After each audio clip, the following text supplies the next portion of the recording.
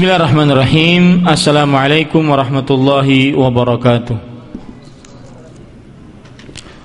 Innal hamdalillah nahmaduhu wa nasta'inuhu wa nastaghfiruh wa na'udzu billahi min shururi anfusina wa sayyiati a'malina.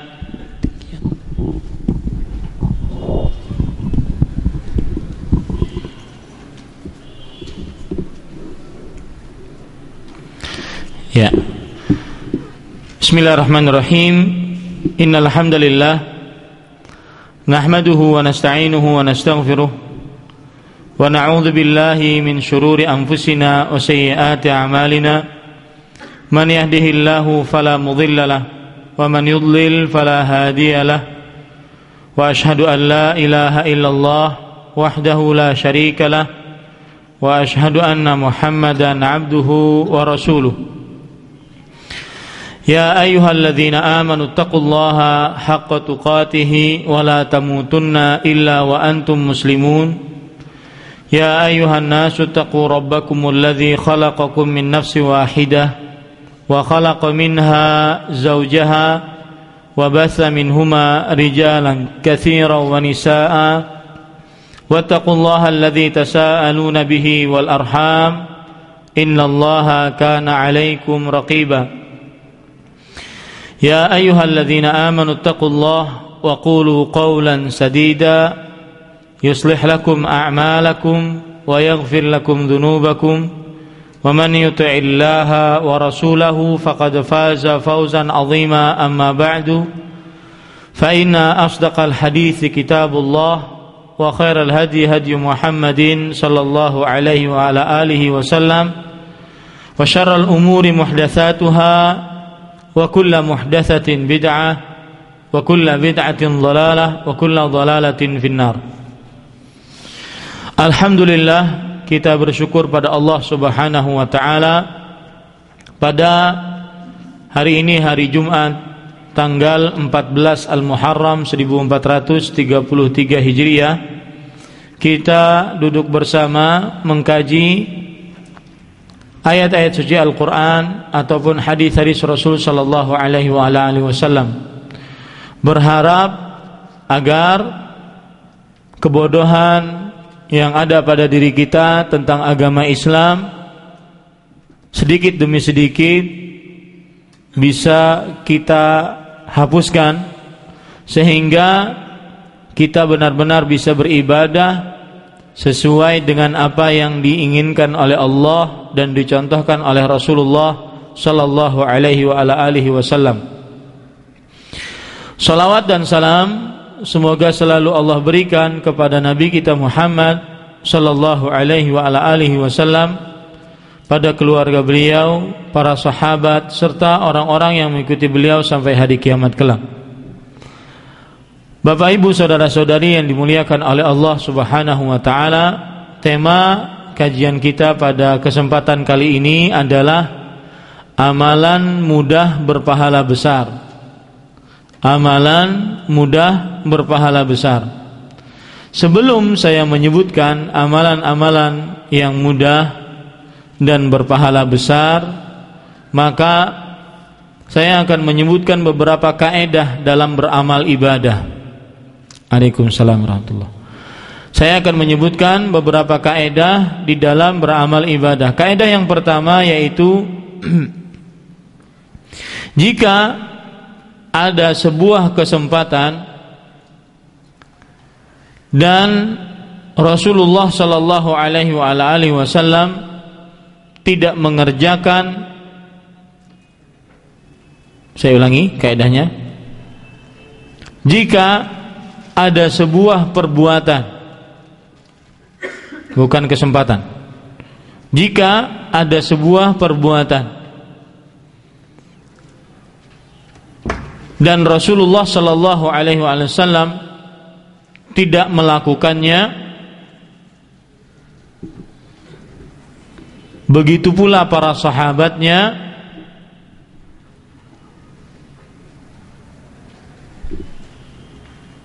maka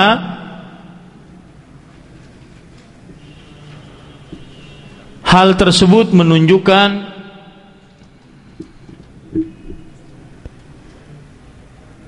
perbuatan tersebut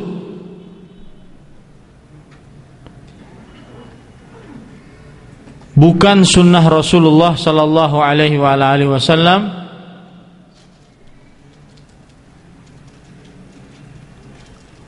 apalagi sampai diwajibkan. Saya ulangi, jika ada sebuah perbuatan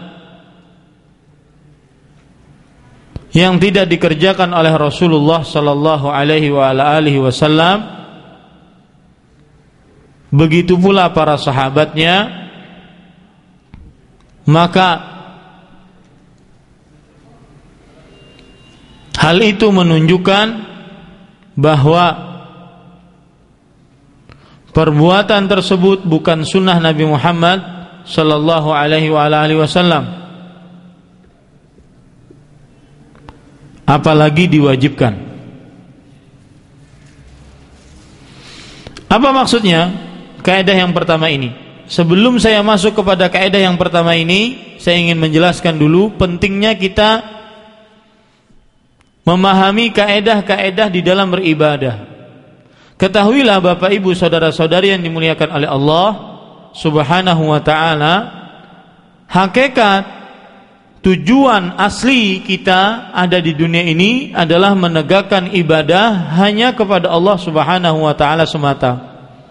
Saya, Bapak, Ibu dan seluruh manusia tugasnya di dunia ini diciptakan oleh Allah, tujuannya adalah untuk beribadah. Beribadah kepada Allah Subhanahu wa taala sebagaimana yang Allah Subhanahu wa taala sebutkan dalam ayat yang sangat terkenal sekali dalam surat Az-Zariyat, "Wa ma khalaqtul jinna wal insa illa liya'budun." Dan tidaklah kuciptakan jin dan manusia melainkan untuk beribadah kepadaku. Di dalam surat Al-Bayyinah Allah Subhanahu wa taala berfirman, "Wa ma umiru illa liya'budullaha mukhlishina lahuddin." Dan mereka tidaklah diperintahkan kecuali untuk beribadah kepada Allah dengan mengikhlaskan ibadah hanya kepadanya untuk menegakkan agama. Ayat-ayat ini menunjukkan bahwasanya tujuan kita hidup di dunia adalah menegakkan ibadah kepada Allah Subhanahu wa taala. Makanya ketika kita sudah tahu tujuan itu, otomatis kita harus mengerjakan tujuan tersebut, beribadah kepada Allah Subhanahu wa taala. Dan alhamdulillah, segala puji hanya milik Allah, bahwa Allah tidak membiarkan kita hamba-hambanya untuk membuat ibadah sendiri-sendiri yang dengannya kita merealisasikan tujuan adanya kita di dunia. Allah Subhanahu wa taala menciptakan kita untuk beribadah. Ibadah tersebut tidak usah kita buat sendiri, karena Allah Subhanahu wa taala sudah memberikan petunjuk kepada kita hamba-hambanya untuk bagaimana caranya beribadah kepada Allah, yang mana itu adalah tujuan utama kita ada di dunia ini, yaitu dengan cara Allah Subhanahu wa taala mengutus siapa? Para rasul alaihi wassalatu wassalam untuk mengajarkan apa? Mengajarkan apa? Cara beribadah tadi, yang mana ibadah tadi adalah tujuan kita ada di dunia. Nah, ini penting. Makanya pada kesempatan kali ini, sebelum kita memasuki amalan yang mudah dan berpahala besar, adalah kita harus mengetahui kaidah-kaidah dalam beribadah. Karena tidak semua amalan boleh kita kerjakan meskipun tujuan kita adalah beribadah. Tidak semua ibadah boleh kita kerjakan. Kenapa? Karena Allah sudah mengutus para rasul, dan yang terakhir adalah Nabi kita Muhammad sallallahu alaihi wasallam untuk mencontohkan apa yang sebenarnya dijadikan sebagai ibadah untuk mendekatkan diri kepada Allah Subhanahu wa taala.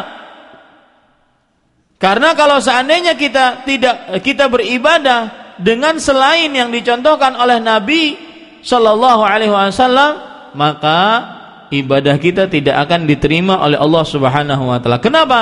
Karena Allah hanya menginginkan ibadah yang seperti ini. Ibadah yang seperti ini. Kalau ibadah yang seperti itu yang tidak dicontohkan oleh Nabi Muhammad Shallallahu Alaihi Wasallam, tidak beliau inginkan, tidak Allah Subhanahu Wa Taala inginkan. Nah, ini pentingnya. Kenapa kita membicarakan kaedah-kaedah dalam beribadah? Kaedah yang pertama tadi, jika ada sebuah perbuatan tetapi tidak dikerjakan oleh Rasul Shallallahu Alaihi Wasallam dan juga para sahabatnya, maka hal ini penidak kerjaan Nabi Muhammad Shallallahu Alaihi Wasallam. Akan hal tersebut menunjukkan dalil bahwa hal tersebut bukan syariat Nabi Muhammad Sallallahu Alaihi Wasallam. Saya beri contoh.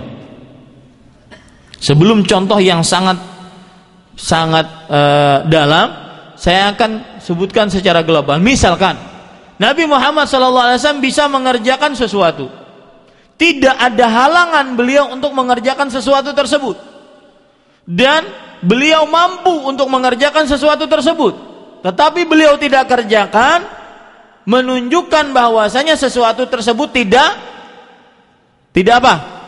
Disyariatkan. Apabila di zaman sekarang setelah Nabi Muhammad SAW meninggal dikerjakan sesuatu tersebut, maka sesuatu inilah yang disebut dengan perkara yang mengada-ngada dalam agama, yang disebut dengan perbuatan bid'ah. Paham ya Bapak-bapak sekalian? Contoh yang lebih rinci, misalkan Rasulullah Shallallahu Alaihi Wasallam, beliau hidup di dunia selama 63 tahun, 40 tahun menjadi Nabi dan Rasul. Paham ya? 40 tahun, ketika beliau berumur 40 tahun menjadi Nabi dan Rasul. Sisanya 23 tahun beliau gunakan untuk menjadi Nabi dan Rasul. Taib. Kalau sudah kita itu pahami, semenjak Nabi Muhammad Sallallahu Alaihi Wasallam diangkat menjadi Nabi dan Rasul, beliau sangat paham bahwasanya hari kelahiran beliau, menurut pendapat jumhur ulama, 12 Rabiul Awal. Umur 40 tahun, sisanya berapa? 23 tahun. 23 tahun. Waktu yang sangat panjang. Selama 23 tahun itu tidak ada halangan yang menghalangi Nabi Muhammad SAW untuk memperingati hari kelahiran beliau, mengajak para sahabatnya berkumpul di sebuah tempat, mengadakan kajian, mengadakan aktivitas untuk memperingati hari kelahiran beliau. Selama berapa tahun? 23 tahun. Berarti Nabi Muhammad SAW akan bertemu 23 kali Rabiul Awal. Betul apa tidak? Berapa kali? 23 kali. Ini menunjukkan bahwasanya beliau selama 23 kali itu tidak pernah mengerjakan yang namanya memperingati hari kelahiran Nabi Muhammad SAW, memperingati hari kelahiran beliau. Dan tidak ada yang menghalangi beliau untuk memperingati itu. Tidak ada yang menghalangi beliau untuk memperingati itu. Dan juga beliau mempunyai kemampuan untuk memperingati itu. Tetapi beliau tidak kerjakan, menunjukkan perbuatan memperingati hari kelahiran tidak disyariatkan, apalagi sampai diwajibkan, apalagi sampai sebagai barometer seseorang tersebut mencintai Nabi atau tidak Sallallahu Alaihi Wasallam dengan maulid. Ini yang disebut dengan kaedah pertama. Ya, apabila sebuah perbuatan yang mampu dikerjakan oleh Nabi Sallallahu Alaihi Wasallam, tetapi beliau tidak kerjakan, dan tidak ada yang menghalangi beliau untuk mengerjakannya, tetapi beliau tidak kerjakan, menunjukkan hal tersebut tidak disyariatkan, yang apabila dikerjakan di zaman sekarang menjadi apa? Waalaikumsalam. Menjadi perbuatan bid'ah yang mengada-ngada di dalam ajaran Islam. Bisa dipahami Bapak-bapak sekalian? Contoh yang lain. Sebelum saya bacakan perkataan para ulama nantinya. Contoh yang lain, berziarah kubur. Syariat Nabi Muhammad SAW atau tidak? Nabi Muhammad SAW bersabda, "Kuntu nahaitukum an ziyaratil qubur fazuruha." Atau fazuruha.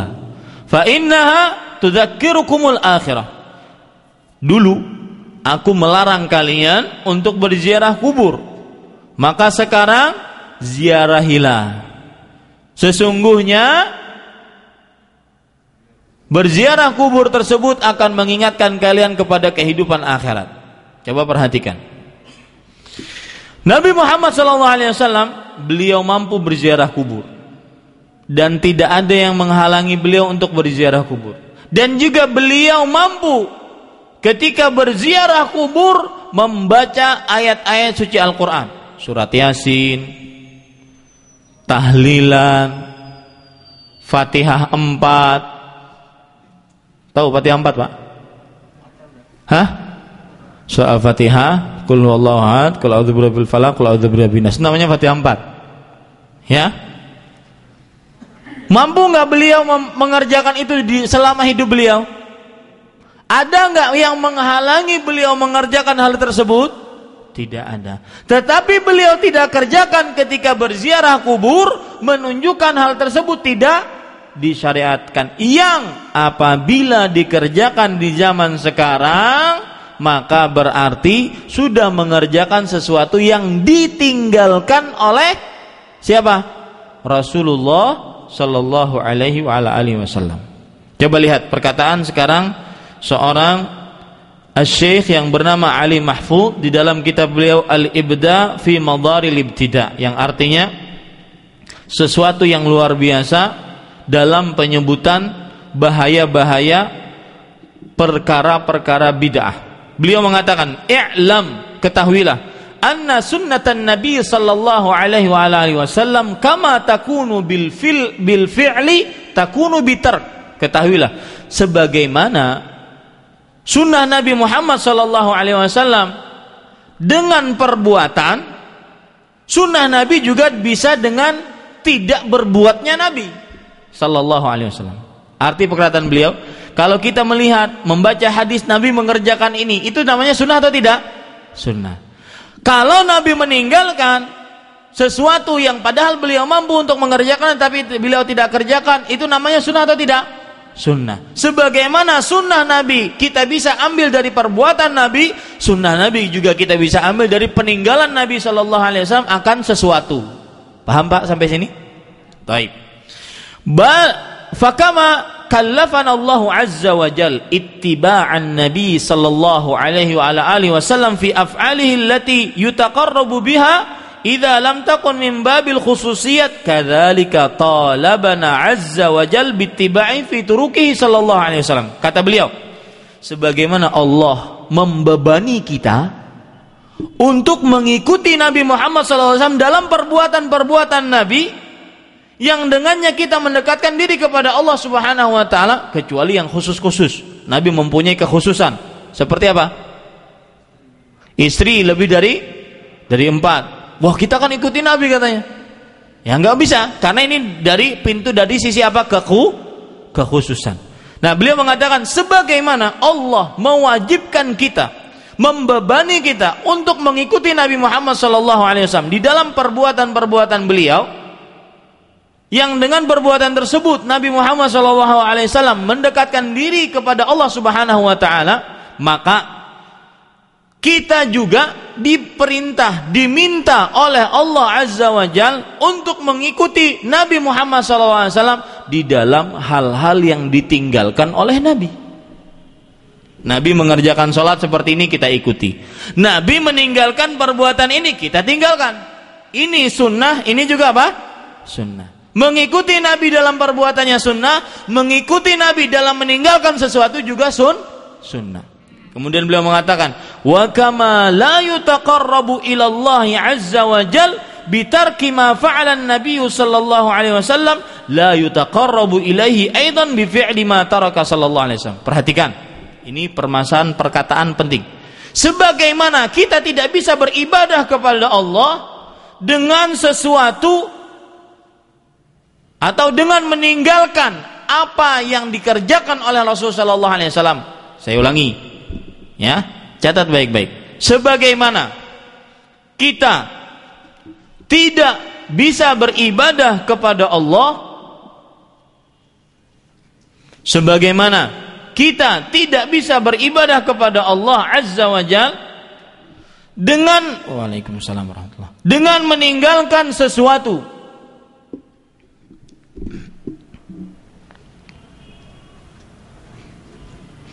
yang dikerjakan oleh Rasulullah sallallahu alaihi wasallam,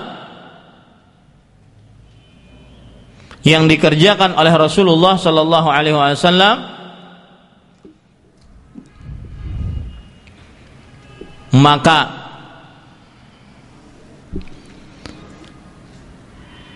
kita tidak bisa beribadah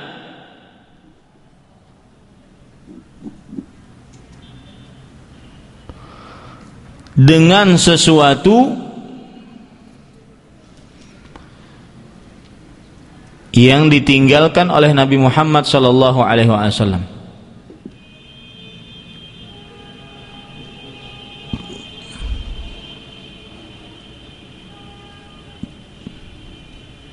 Coba Pak, baca Pak. Selesai belum?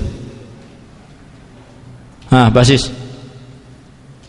Bagaimana kita tidak bisa beribadah kepada Allah dengan meninggalkan sesuatu yang dikerjakan Rasul, maka kita tidak bisa beribadah dengan sesuatu yang ditinggalkan oleh Rasul.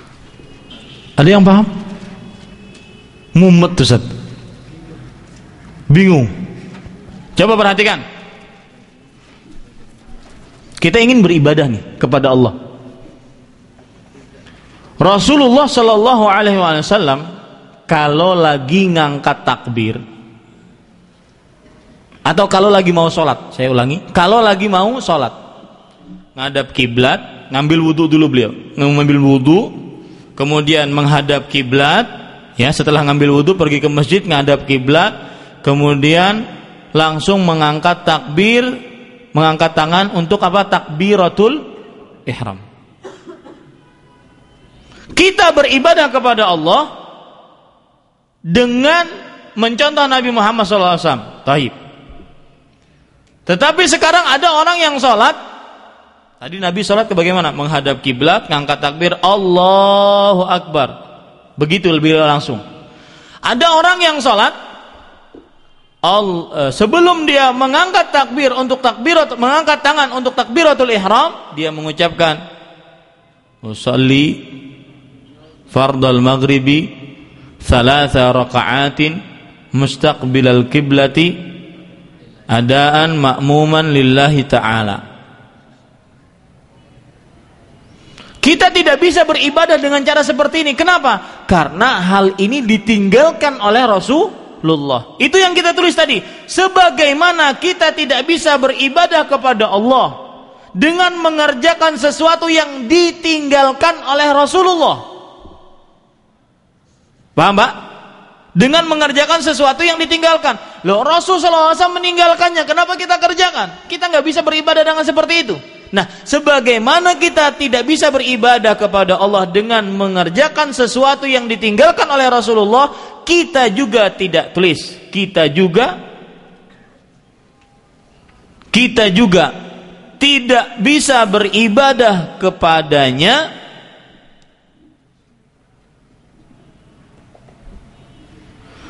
dengan mengerjakan sesuatu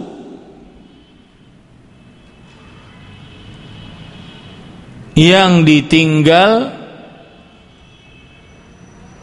oleh Nabi Muhammad sallallahu alaihi wasallam,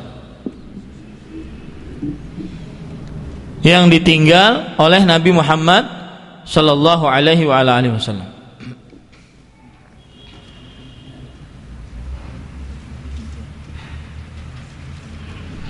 Saya beri contoh Pak. Contoh yang pertama tadi dulu. Saya akan kembali contohkan biar mudah.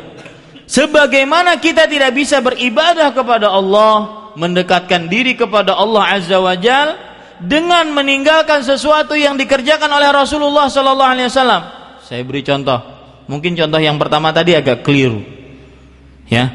Misalkan Rasulullah sallallahu alaihi wasallam, beliau kalau lagi sholat sujud di atas 7 anggota badan. 1, 2 dan 3, lutut 3, 4 dan 5, kemudian jari jemari kaki 6 dan 7. Ada orang sholat, itu sujudnya Nabi seperti itu sallallahu alaihi wasallam. Ada orang sholat, kedua kakinya diangkat. Sebagaimana kita tidak bisa beribadah kepada Allah dengan meninggalkan sesuatu yang dikerjakan oleh Rasulullah. Yang dikerjakan oleh Rasulullah apa? Sujud di atas 7 anggota badan. Kemudian orang ini enggak sujud di atas 7, tetapi sujud di atas 5. Cuma dahi beserta hidung, kedua telapak tangan, kanan kedua lutut, kedua jari jemari kakinya dia tidak letakkan di tanah. Ini kita tidak bisa beribadah seperti ini kepada Allah Subhanahu wa taala. Nah, sebagaimana kita tidak bisa beribadah seperti ini kepada Allah, seperti itu pula kita tidak bisa beribadah kepada Allah dengan mengerjakan sesuatu yang ditinggal oleh Nabi Muhammad sallallahu alaihi wasallam. Seperti contohnya tadi masalah niat. Jadi saya contohnya tadi terbalik. Nabi Muhammad SAW ketika sholat, beliau tidak mengucapkan niat. Beliau berniat di dalam hati, tetapi lisan beliau tidak ucapkan. Karena niat di dalam sholat hati wajib, ya. Harus di dalam amal ibadah apapun harus ada niatnya. Kalau seandainya tidak ada niat, maka tidak diterima sholatnya, tidak diterima amal ibadahnya. Tetapi diucapkan, tidak. Nabi Muhammad SAW tidak mengucapkannya. Nah, sebagaimana atau kita tidak bisa beribadah kepada Allah Subhanahu wa taala dengan mengerjakan apa yang ditinggalkan oleh Nabi Muhammad sallallahu alaihi wasallam. Contoh lagi, ziarah kubur tadi. Ini contoh yang bagian kedua. Nabi Muhammad sallallahu alaihi wasallam kalau berziarah kubur beliau mengucapkan assalamualaikum ya dara qaumin mu'minin wa inna insyaallahu bikum lalahikun atau lahikun. Itu saja doa Nabi Muhammad SAW. Beliau meninggalkan bacaan-bacaan lain, baca ayat, baca surat Yasin, tahlilan, kemudian surat Al-Fatihah, kemudian membaca salawat, ya. Beliau tinggalkan itu. Nah, kita tidak bisa beribadah kepada Allah dengan sesuatu yang ditinggalkan oleh siapa? Oleh Rasulullah sallallahu alaihi wasallam. Mudah-mudahan bisa dipahami. Ini contoh yang pertama. Taib, ini kaidah yang pertama. Kaidah yang kedua,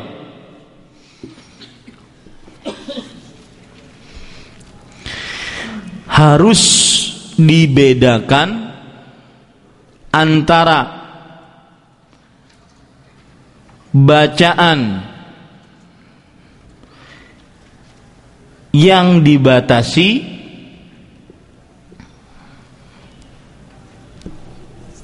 dengan keadaan atau waktu atau zaman. Harus dibatasi bacaan. Saya ulangi. Harus dibedakan bacaan antara bacaan yang dibatasi dengan waktu, tempat atau keadaan. Waalaikumsalam warahmatullahi wabarakatuh.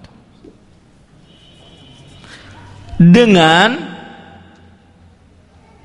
bacaan yang tidak ada batasannya,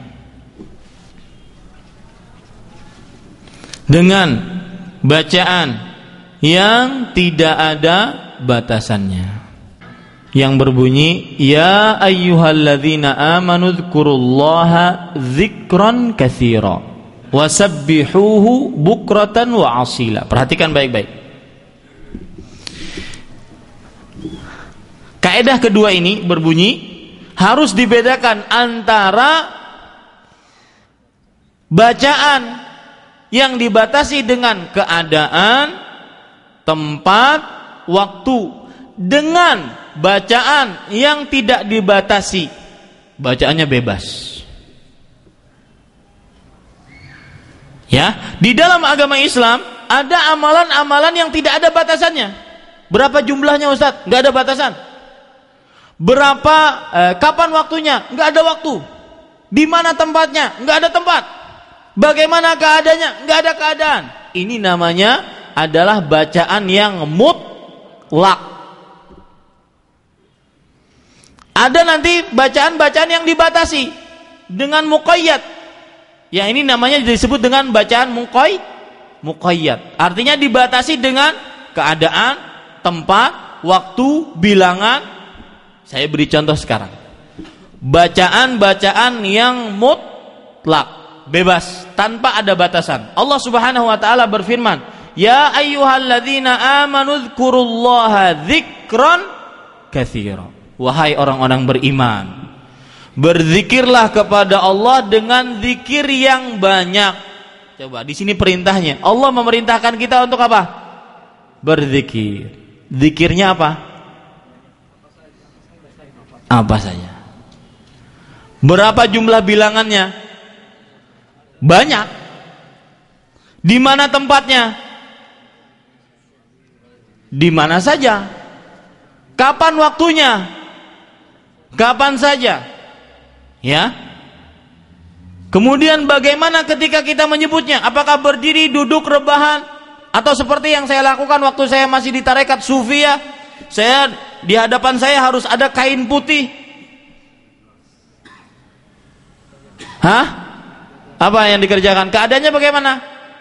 Atau harus masuk kamar, matiin semua lampu, harus ada lilin depannya, jam 12 malam Jumat malam Kliwon tepat, harus berzikir mulai. Enggak ada batasan. Bebas. Ini disebut dengan bacaan yang mutlak. Ayat apa itu? Ayat surat Al-Ahzab ayat 35. Mutlak. Kemudian setelahnya Allah Subhanahu wa taala berfirman, "Ya ayyuhalladzina amanu dzkurullaha dzikran katsira wasabbihuhu bukratan wa asila." Dan bertasbihlah kepadanya, ucapkanlah subhanallah pada waktu pagi dan sore. Ada pembatasan enggak ini?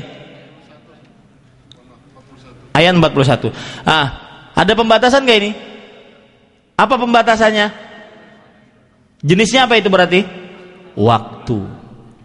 Waktu pembatasannya. Berarti kita diperintahkan untuk bertasbih kepada Allah pagi dan sore. Nah, ini pembatasan. Di dalam amal-amalan kita ada amalan yang dibatasi, ada amalan yang mutlak, yang bebas tanpa ada batasan sedikit pun. Saya beri contoh lagi. Rasul sallallahu alaihi wasallam bersabda, hadis riwayat Tirmidzi dan yang lainnya, "Inna min afdali ayyamikum yaumal jumu'ah fa aktsirus salata fihi alaihi." Sesungguhnya termasuk hari yang paling utama bagi kalian adalah hari Jumat. Maka perbanyaklah untuk membaca salawat. Berarti hadis ini memerintahkan kita untuk memperbanyak apa? Baca salawat. Taib. Berapa banyak? Hah? Tidak dibatasi. Batasannya banyak. Satu, tidak dibatasi. Di mana tempatnya? Enggak ada. Kapan waktunya? Ada batasannya. Kapan waktunya? Hari Jumat. Ya. Kemudian bagaimana keadaannya? Hah? Ada nggak bagaimana keadaan? Keadaannya itu kita harus baca bagaimana? Apakah harus pakai wudu? Apakah tidak pakai wudu? Apakah kita harus pakai peci? Pecinya warnanya apa? Apakah hitam? Saya sekali-kali pengen minjem peci hitam itu. Ya, saya di Indonesia pakai gituan loh. Ya, nggak pakai tahu begini, pakai sarung, pakai baju koko, pakai peci hitam. Taib, bapak-bapak, ibu-ibu, saudara-saudari yang dimuliakan Allah. Nah, ini adalah bacaan yang agak bebas, agak mutlak. Kenapa? Karena pembatasannya cuma satu, yaitu hari apa? Hari Jumat. Saya beri contoh yang lain. Rasul Shallallahu Alaihi Wasallam, jika beliau telah Assalamualaikum warahmatullah, Assalamualaikum warahmatullah, sesudah salam beliau beristighfar. Astaghfirullah, astaghfirullah, astaghfirullah. Berapa kali? Di sini terdapat banyak pembatasan. Pertama, waktu kapan? Setelah sholat. Kedua, jumlah bilangan berapa? 3 kali. Ya toh? Kemudian keadaannya kapan? Setelah sholat. Ya, ini para ikhwah sekalian dirahmati Allah Subhanahu wa taala. Ini pembatasan-pembatasan tidak boleh kita tambah. Nah, maksud dari kaidah yang kedua ini, biarkan amalan bacaan yang mutlak. Biarkan bacaan yang ada batasannya dibatasi. Sesuai dengan pembatasan yang ada di dalam syariat. Tidak boleh kalau sudah dibatasi jumlah bilangannya, tidak boleh ditambah atau dikurangi. Contoh yang lain, berkurban. Sunnah Nabi tidak? Sunnah Nabi Muhammad sallallahu alaihi wasallam. Kalau saya berkurban dengan kuda itu lebih mahal daripada kambing. Dagingnya lebih enak daripada daging kambing. Katanya, saya belum juga nyoba. Ya. Nah, boleh tidak? Kenapa? Karena pembatasannya tidak kena. Karena yang dibatasi oleh Nabi untuk hewan berkurban hanya 3. Onta, sapi, sama kambing. Kambing sama dengan domba juga. Ya. Sedangkan hewan-hewan yang lain meskipun lebih mahal, lebih banyak, saya berkurban dengan 100.000 ayam. Sah nggak? Nggak sah. Ya, bukan kurban namanya yang disyariatkan di waktu Idul Adha. Nah, begitu ya. Sekarang saya beri contoh yang terjadi di masyarakat. Malam Jumat. Apa yang dilakukan oleh masyarakat? Yasinan, majelis yasinan. Boleh nggak? Boleh, dalilnya apa? Nggak boleh, dalilnya apa?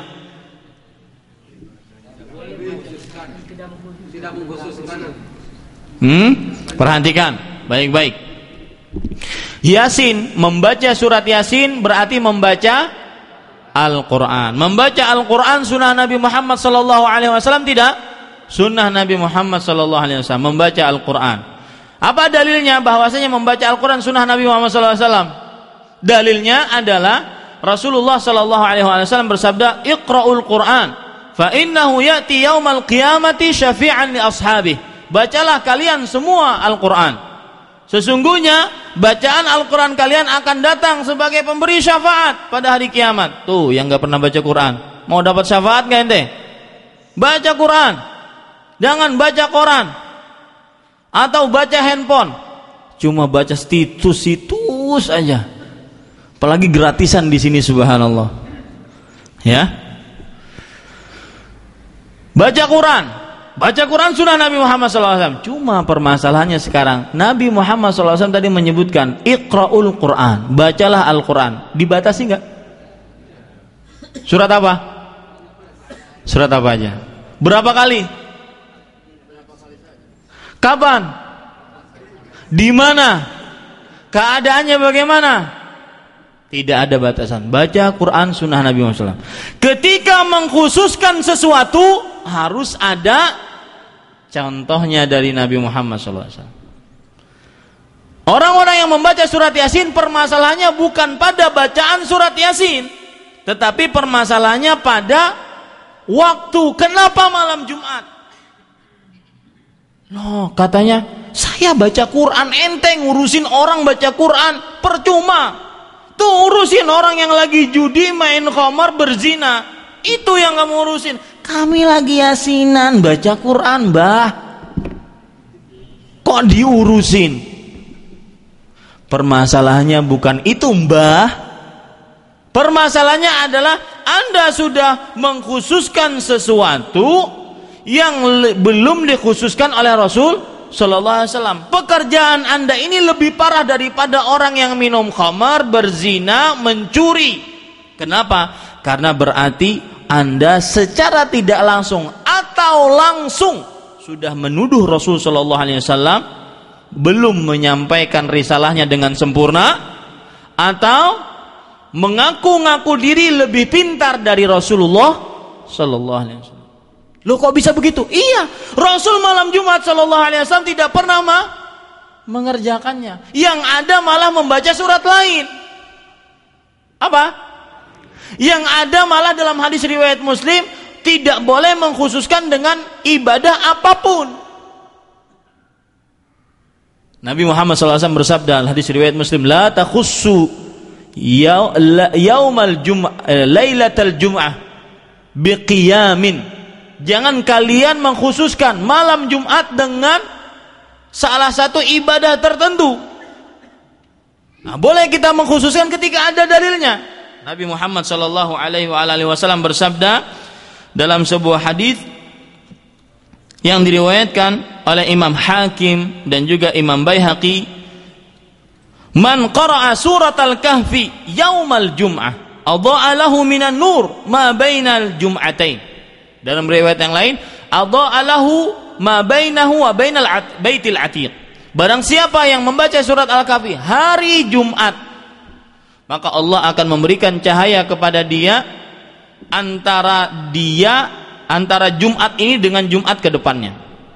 Dalam riwayat yang lain, antara dia sampai ke Baitul Atiq. Baitul Atiq mana?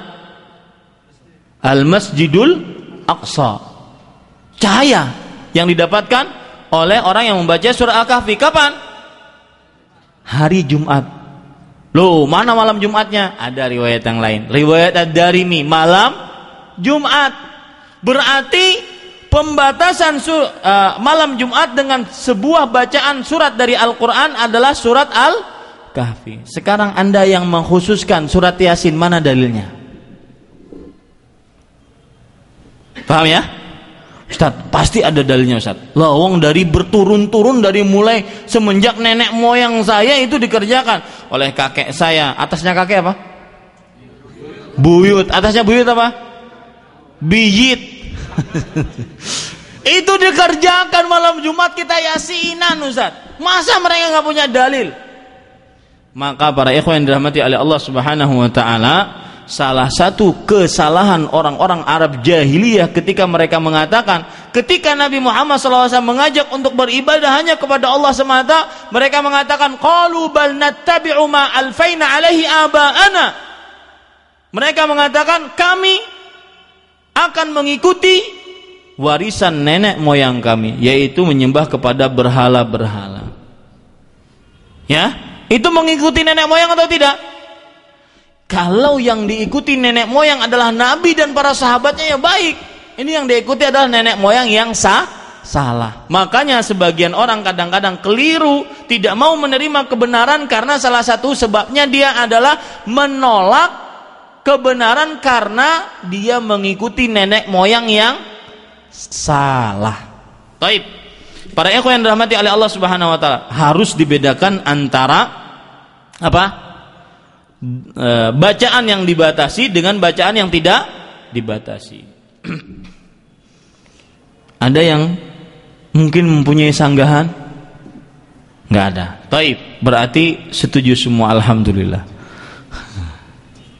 Taib, para ikhwan yang dirahmati oleh Allah Subhanahu wa taala.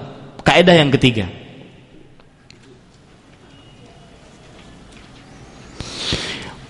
Mengamalkan amalan yang berupa motivasi atau berupa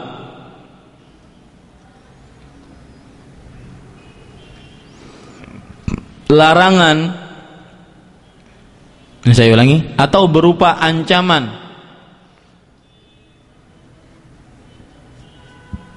dari mengerjakan sebuah larangan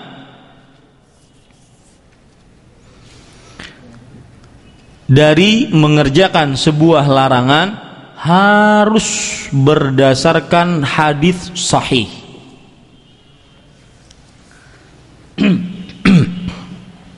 Saya ulangi, perhatikan yang belum lengkap, dimulai dari awal saja. Apa tadi awalnya? Mengamalkan amalan yang berupa motivasi atau berupa ancaman dari sebuah larangan atau dari sebuah pekerjaan yang berupa larangan, harus berdasarkan hadis sahih. Apa maksudnya? Seperti ini. Kalau ada yang mengatakan, siapa yang membaca manaqib Syekh Abdul Qadir Al-Jailani, jika ingin mempunyai keperluan, mempunyai hajat, maka bacalah manaqib Syekh Abdul Qadir atau Abdul Qadir Al-Jailani, maka keperluannya, hajatnya akan terkabulkan. Siapa yang mengatakan seperti ini, harus dia punya dalil. Dan tidak ada dalil. Kenapa? Karena manaqib Syekh Abdul Qadir Jailani adanya setelah Rasulullah sallallahu alaihi wasallam meninggal. Siapa yang menganjurkan kalau punya hajat harus baca berjanjen? Tahu Pak berjanjen, Pak? Berjanji. Atau salawat burdah. Tahu Pak salawat burdah? Atau salawat nariyah. Allahumma salli ala Sayyidina Muhammadin alladhi tanhallu bihil uqadu wa tanfariju bihil qurabu wa taqdu bihil hawaiju wa tuna. Terusin. Enggak boleh. Enak aja. Siapa yang ingin punya keperluan atau siapa yang hajatnya ingin terkabulkan, maka harus baca salawat nariyah. Maka keperluannya, hajatnya akan dikabulkan. Ini semua adalah sebuah pernyataan yang memotivasi seseorang untuk mengamalkan sesuatu, maka ini harus berdasarkan hadis sahih. Berdasarkan hadis apa? Sahih. Tidak boleh amalan apapun yang berupa motivasi yang kalau kita kerjakan mendatangkan pahala yang banyak, didasari dengan hadis yang lemah. Pertanyaan, catat, kenapa tidak boleh mengamalkan hadis lemah dalam fadailul a'mal? Kenapa tidak boleh mengamalkan hadis lemah di dalam fadailul a'mal? Maka jawabannya, pertama, karena hadis lemah dengan kesepakatan seluruh ulama hadis, termasuk hadis yang dikategorikan sebagai hadis yang ditolak. Dengan kesepakatan seluruh ulama hadis, hadis lemah adalah min qabilil mardud. Hadis yang dikategorikan sebagai hadis yang mardud. Mardud itu apa? Tolak. Ya, satu. Yang kedua, hadis lemah jika dikerjakan maka akan menyebabkan perbuatan-perbuatan bid'ah menyebar di tengah kaum muslim. Dua, hadis lemah jika dikerjakan maka akan menyebarkan perbuatan-perbuatan bid'ah di tengah kaum muslim. Yang ketiga, hadis lemah tidak bisa dikerjakan atau diamalkan karena seorang ketika beramal harus yakin apa yang dia amalkan ada contohnya dari Nabi Muhammad SAW.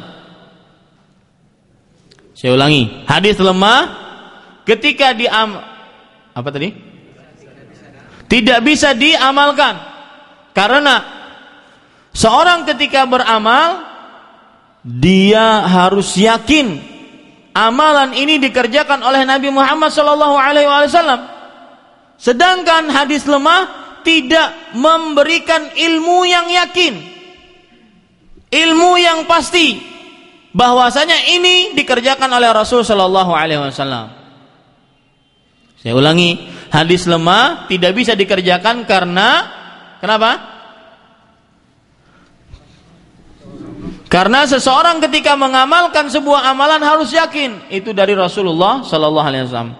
Sedangkan hadis lemah menimbulkan ilmu yang tidak yakin. Yang keempat, jika hadis lemah diamalkan, tidak ada faedahnya kita belajar ilmu kaedah hadis. Jika hadis lemah diamalkan, maka tidak ada faedahnya kita belajar ilmu kaedah hadis. Tidak ada faedahnya ulama sekian tahun mengarang buku-buku khusus untuk membedakan ini hadis lemah, ini hadis palsu, ini hadis sahih, ini hadis hasan. Tidak ada faedahnya. Kenapa? Karena semuanya dikerjakan. Yang enggak ada faedahnya. Yang jelas kalau ada qala Rasulullah SAW kerjakan. Mau itu palsu, mau itu tidak ada riwayatnya, mau itu hasan, sahih, dhaif, kerjakan. Ini tidak ada faedahnya kalau begitu. Ya, maka para ikhwan yang dirahmati oleh Allah Subhanahu wa taala, siapapun yang memberikan kepada kita amalan, tanyakan kepada dia, ini hadisnya sahih atau tidak. Kalau tidak sahih, no way, maaf ya, saya nggak mau ngerjakan hadis tidak sahih. Kenapa? Karena tadi sebab-sebab yang sudah kita sebutkan tadi. Taib, para ikhwan yang dirahmati oleh Allah Subhanahu wa taala, sebenarnya masih banyak kaidah, tetapi atau saya sebutkan saja kaedahnya, amalan besar dan pahala amalan mudah dan pahala besarnya insyaallah minggu depan. Ya, kaedah selanjutnya, setiap yang berbuat bid'ah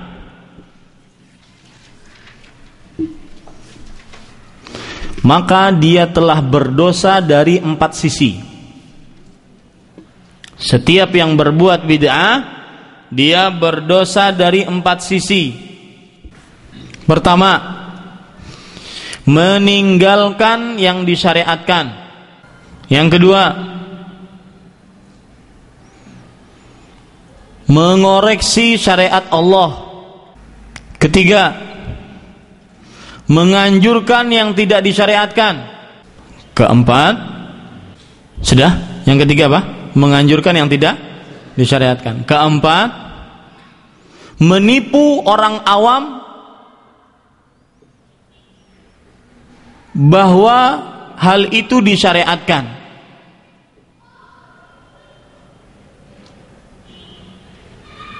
Saya akan bahas satu-satu sebelum kita selesaikan.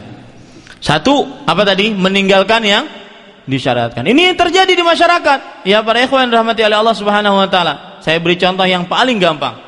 Rasul sallallahu alaihi wasallam pernah bersabda kepada para sahabatnya, "Isna'u li ali Ja'far ta'aman fa innahum atahum ma yushghiluhum." Buatlah untuk keluarga Ja'far makanan. Sesungguhnya mereka sekarang kedatangan sesuatu yang menyibukkan mereka. Kenapa? Karena Ja'far meninggal. Maka musibah ada pada keluarga Ja'far. Agar meringankan musibah tersebut, Nabi Muhammad SAW memerintahkan kepada tetangganya, para sahabat-sahabatnya, membuat makanan. Sesungguhnya keluarga Ja'far sekarang ada musibah yang menyibukkan mereka. Biasanya kalau datang musibah, jangankan masak, Mandi aja nggak mandi. Ya, kalau datang musibah. Itu dia. Makanya sesuatu yang menyibukkan musibah tersebut. Sunnah Nabi kalau ada yang kena musibah, tetangga-tetangganya bawa makanan, menolong, meringankan beban. Yang terjadi di masyarakat sekarang terbalik. Sudah meninggal bapaknya, satu-satunya sumber penghasilan hidup, ya. Kemudian harus menyediakan makanan untuk malam ini, malam kedua, malam ketiga, kemudian malam keberapa? Malam ke-7, ke-40, ke-100, 1 tahun. Malam ini saja belum dia beli tanah. Untuk apa? Ngubur mayat bapaknya. Yang kedua, manggil orang untuk mandikan, mengkafani, ngasih amplop untuk yang nyolati. Subhanallah, coba. Kalau nggak disolat, kalau nggak ada amplop, nggak nyolati itu. Itu yang terjadi di masyarakat. Makanya kata ulama tadi mengatakan orang yang berbuat bidah berdosa dari 4 sisi. Yang pertama, menjauhi yang disyariatkan. Itu jelas pasti. Yang kedua, mengoreksi syariat. Mengoreksi syariat bagaimana? Seakan-akan dia menuduh Nabi Muhammad SAW belum sempurna menyampaikan risalahnya. Ini loh, masih ada sholawat yang kalau dibaca lebih baik daripada 6.000 hatam Quran. Masa ada seperti itu? Ada, saya pernah ikut tarekatnya. Baca salawatnya harus dalam keadaan suci. Ya, seperti itu. Ada, dan ini bukan omongan saya. Di kitab mereka tertulis. Ada, Pak. Berarti orang yang membaca salawat ini telah menuduh Rasul. Oh, ini Rasul Sallallahu Alaihi Wasallam. Ada salawat lagi yang lebih baik daripada salawat engkau yang engkau ajarkan. Mengoreksi syariat. Bukan hanya mengoreksi Rasul SAW, mengoreksi siapa? Allah. Dalam ayat surat Al-Maidah ayat 3, Al-yauma akmaltu lakum dinakum. Hari ini kusempurnakan bagi kalian agama kalian. Sempurna, tanpa ada kekurangan, tidak butuh tambahan. Sempurna. Allah berfirman seperti itu. Lah ente nambah. Seakan-akan ente yang paling lebih pintar daripada Allah Subhanahu wa taala. Makanya yang kedua, ya, dosa sisi kedua dari pembuat atau pengerja perbuatan bid'ah adalah apa? Mengoreksi syariat. Yang ketiga, menganjurkan sesuatu yang tidak disyariatkan. Ini sama saja membikin syariat, Pak. Padahal yang membuat syariat hak prerogatif siapa? Allah Subhanahu wa taala. Allah Subhanahu wa taala berfirman, "Am syara'u lahum minad din am lahum syuraka syara'u lahum minad din ma lam ya'dzan bihillah." Coba cari itu, syara'u lahum. Ya, pakai wawul jamaah. Waalaikumsalam. Silakan. Waalaikumsalam. Am syara'u lahum minad din ma lam ya'dzan bihillah.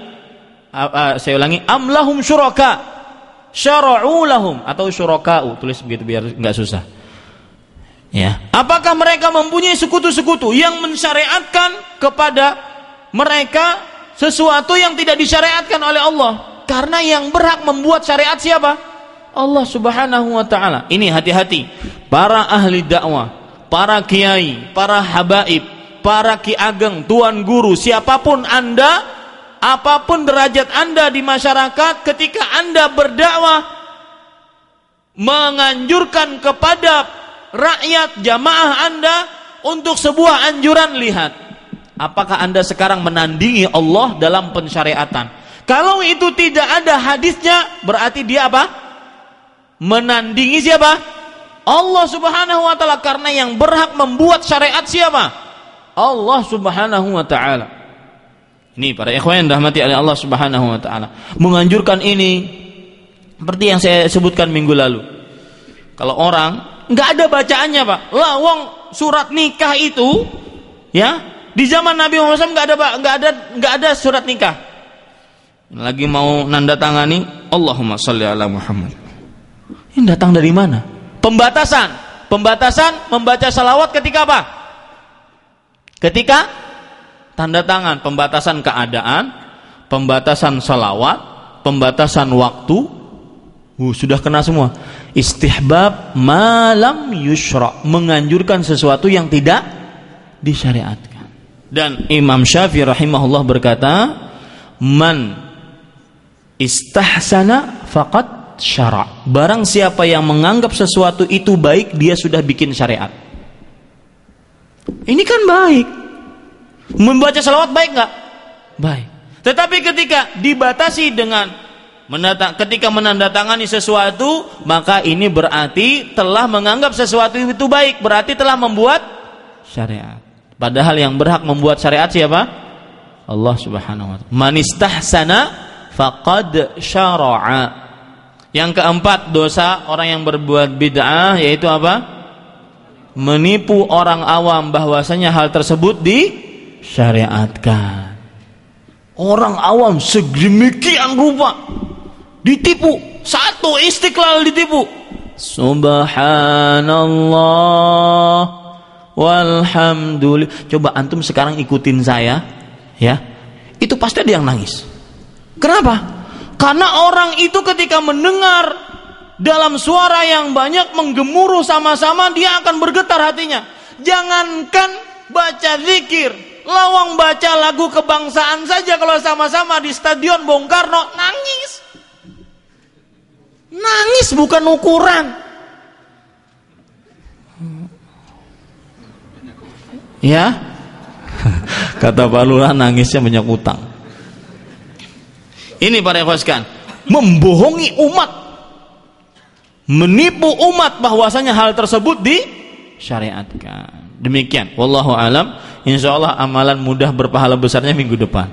Ya, karena ini penting. Sebelum kita mengamalkan sesuatu, maka kita harus mengetahui kaidah-kaidah ini. Wallahu alam. Sallallahu nabiyana Muhammad walhamdulillahi rabbil alamin. Nah.